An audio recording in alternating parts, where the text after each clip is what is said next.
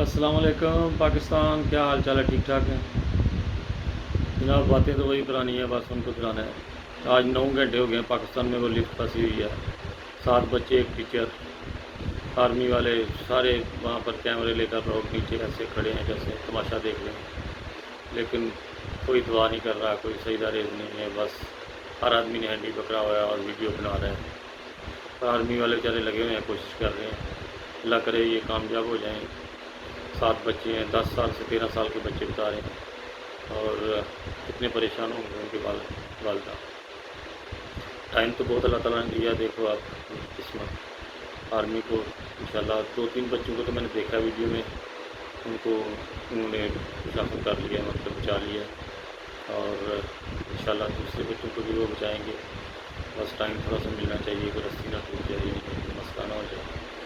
تو بہت زیادہ دعاؤں کی ضرورت ہے اس وقت پاکستان کے لیے۔ چھوٹے چھوٹے بچے ہیں، 10 سے 13 سال کے، کیا ساتھ ایک ٹیچر بھی ہے۔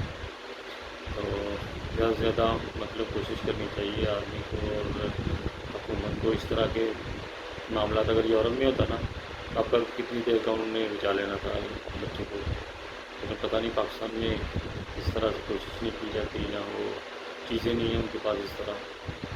اللہ کرے کہ وہ بچوں کو بچائیں اور ہمارے ملک کی عزت برقرار رہے، کیونکہ یہ بہت نازک معاملہ ہے، اور چھوٹے چھوٹے بچے ہیں لوگ، تو پریشانی کا تو بہت بڑا مسئلہ ہے اس وقت، اور دعاؤں کی بہت زیادہ ضرورت ہے۔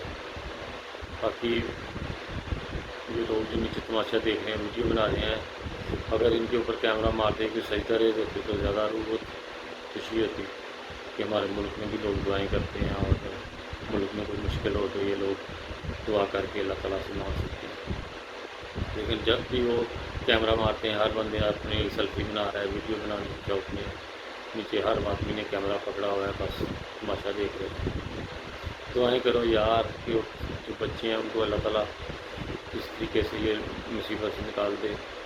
تو کیونکہ باہر کے ملکوں میں اب لوگ اتنے تبصرے کر رہے ہیں، زبانوں میں کہہ رہے ہیں کہ پاکستان کے لوگ پتہ نہیں کیا کرتے ہیں، پھر ان کے پاس چیزیں نہیں ہیں اس طرح سے جو مطلب نپٹ سکیں اس طرح کے معاملات میں۔